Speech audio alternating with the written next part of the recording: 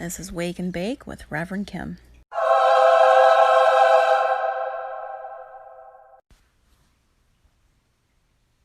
When I was 16, I met my spirit guide for the first time. Well, one of them anyway. And it changed my life. I was sleeping in, as a teenager does, but awoke in a flash. And it really did happen very quickly. My eyes were open and I had this knowing, it was just there, that something had caught on fire. I knew that it was something that belonged to my family, but that it was okay. It wasn't a bad thing. I knew there were flames and that whatever it was gone, but I also had a confident knowing that it was all okay. And then it changed. That feeling went away.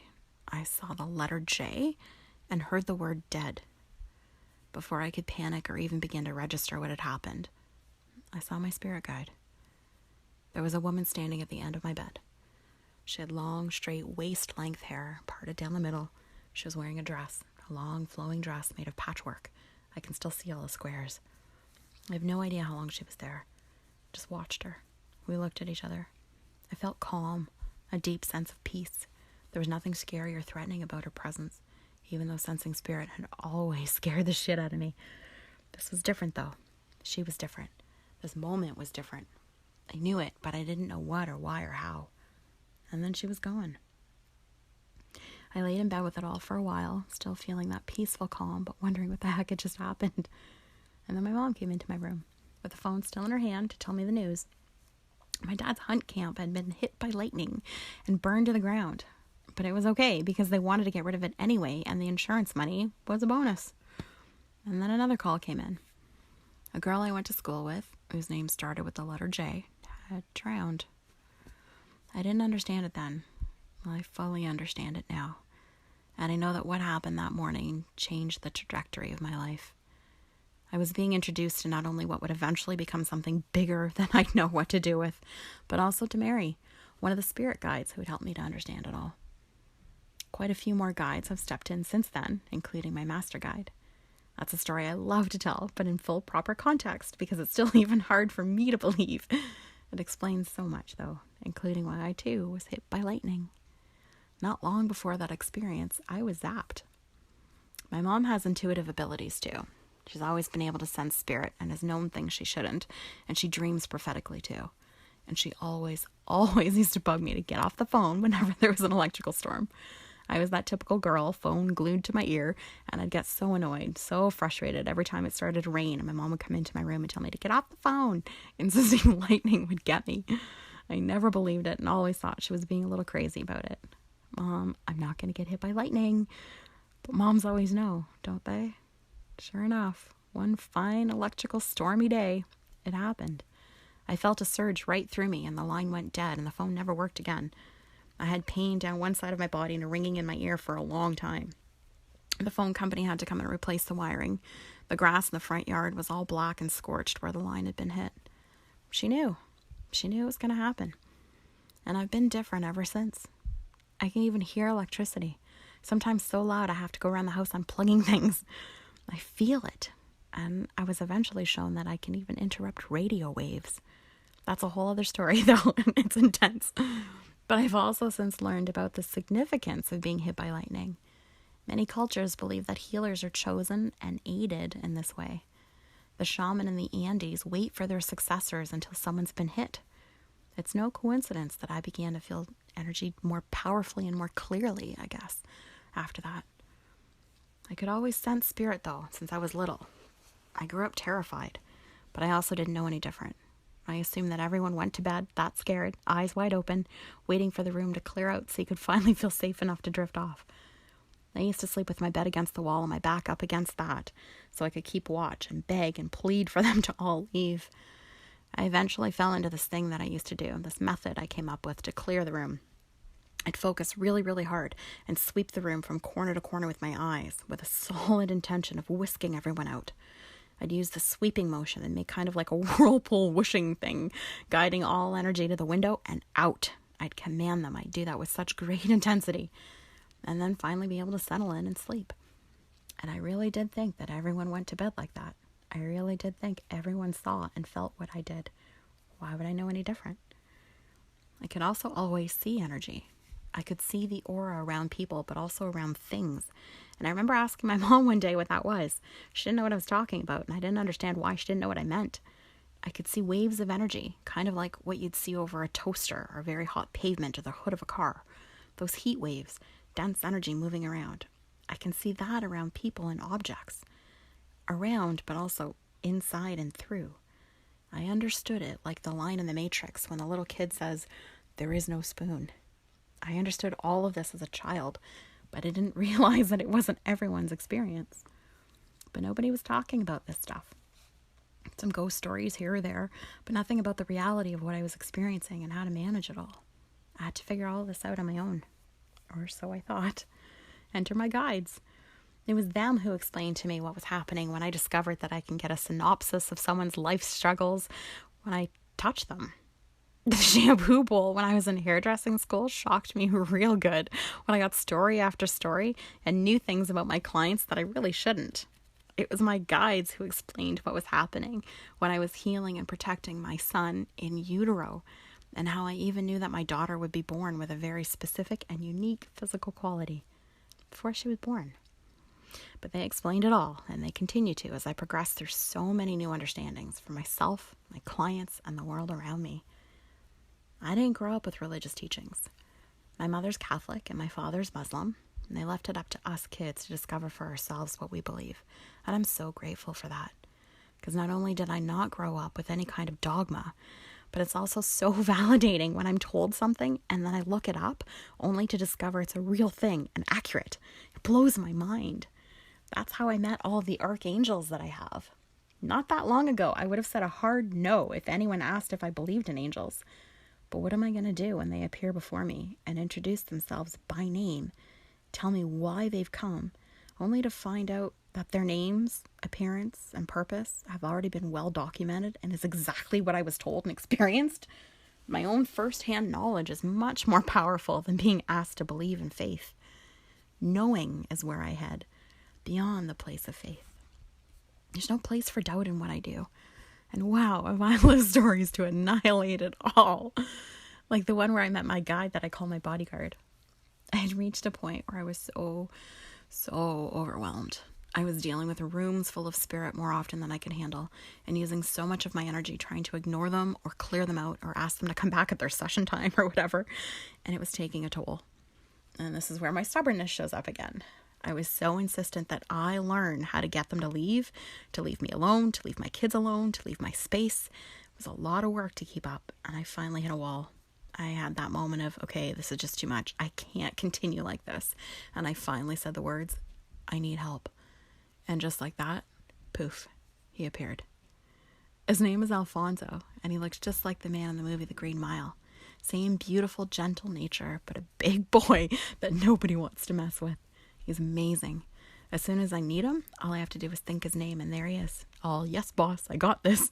And just like that, the room is empty. He's got my kids too, even when they're at their dad's, the little mediums that they are. But why did it take so long for him to show up? Because we have free will, and I'm stubborn as fuck. I had to ask. Otherwise, they can't interfere. I was so insistent in needing to do it myself. He had to stand back and wait till I finally surrendered and asked for the help. Lesson learned. I don't have to do it all. I've got support. Ask for help, Kim. I've got guides that I channel when I do readings. Guides that I channel when I'm writing.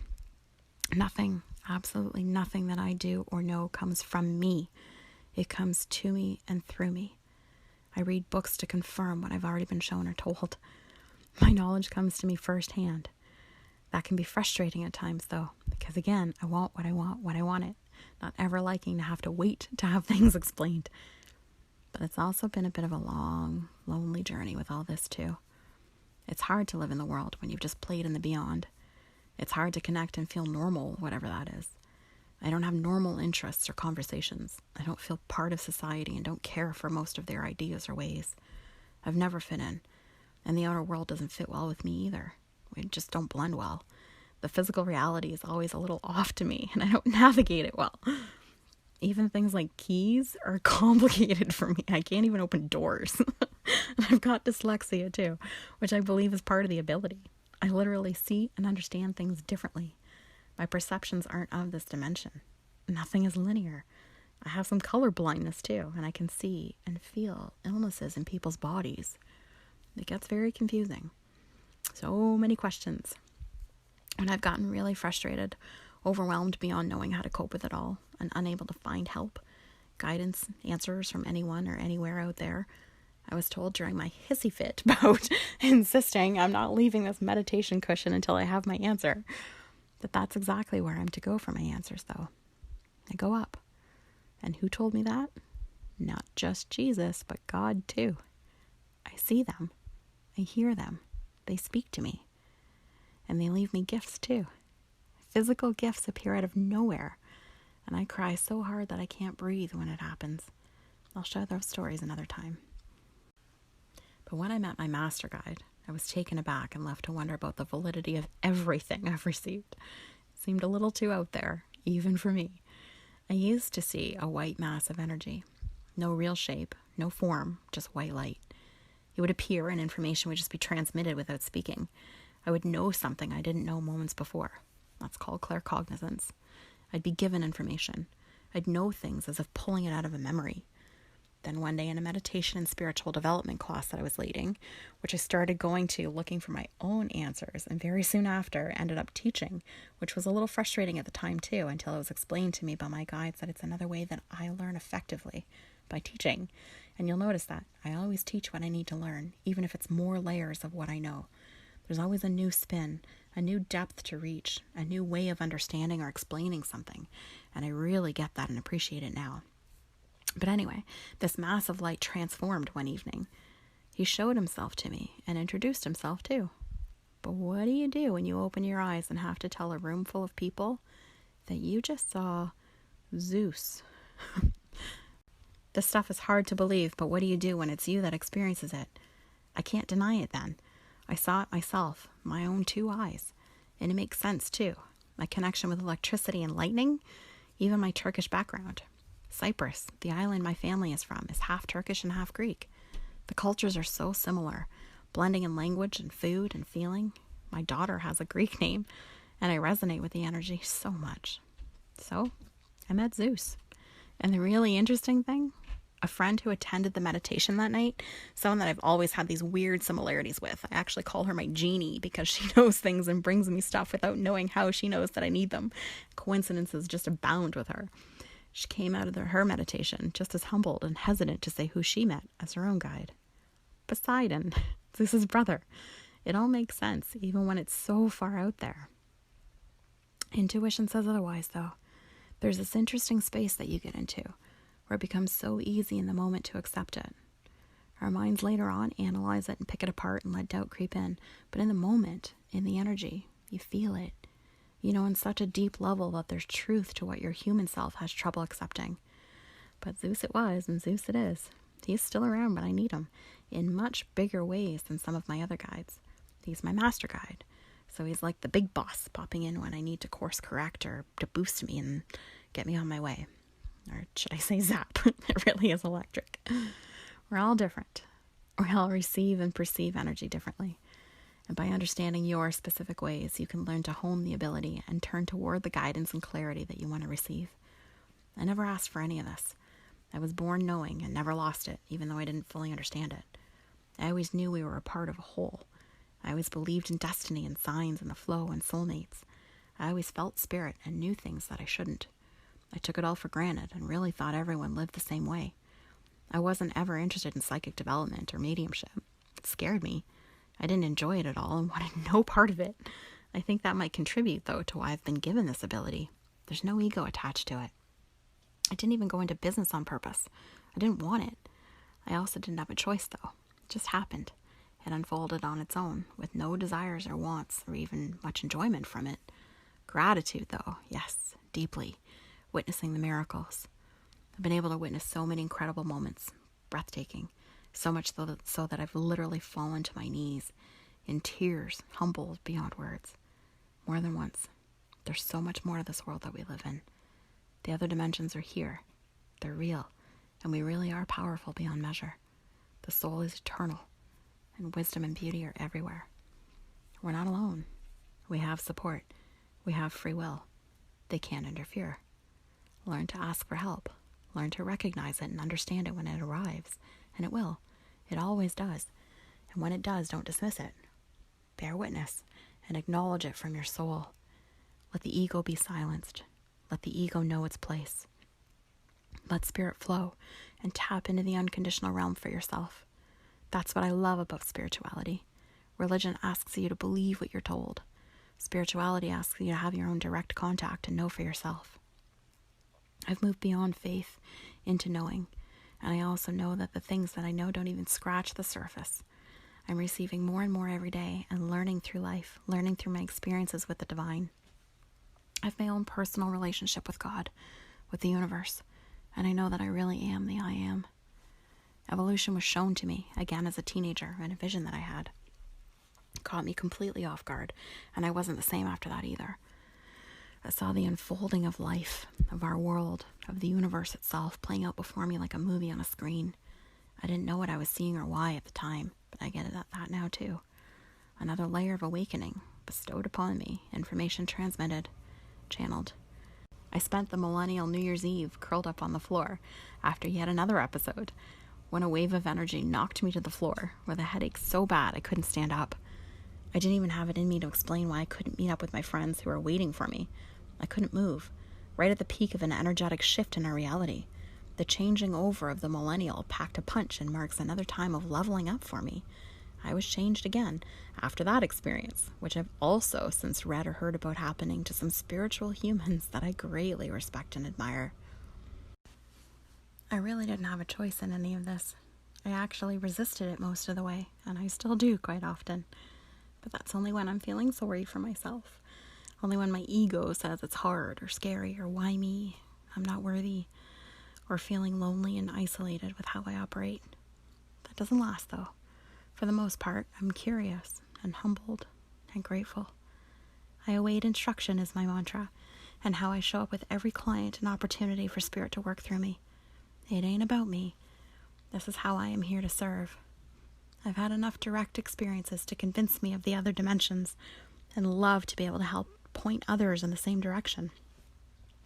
When I can give evidence to someone that their loved one is still here and actively working with them, it changes the course of their lives too. Grief can heal, and they can know for themselves that we really are eternal. Energy is what we are, indestructible, unifying, and all-powerful. I know this. I've had contact and experiences to show me. I know things I could have no other way of knowing, and you can too. Not everyone is meant to do it professionally, but everyone is meant to awaken in their own time and in their own ways, in one lifetime or another. And for the here and now, I'm along for the ride, learning and sharing and bowing to the mystery, to the unfolding, to the eternal. I'm here to light it up, and you can too, with Reverend Kim.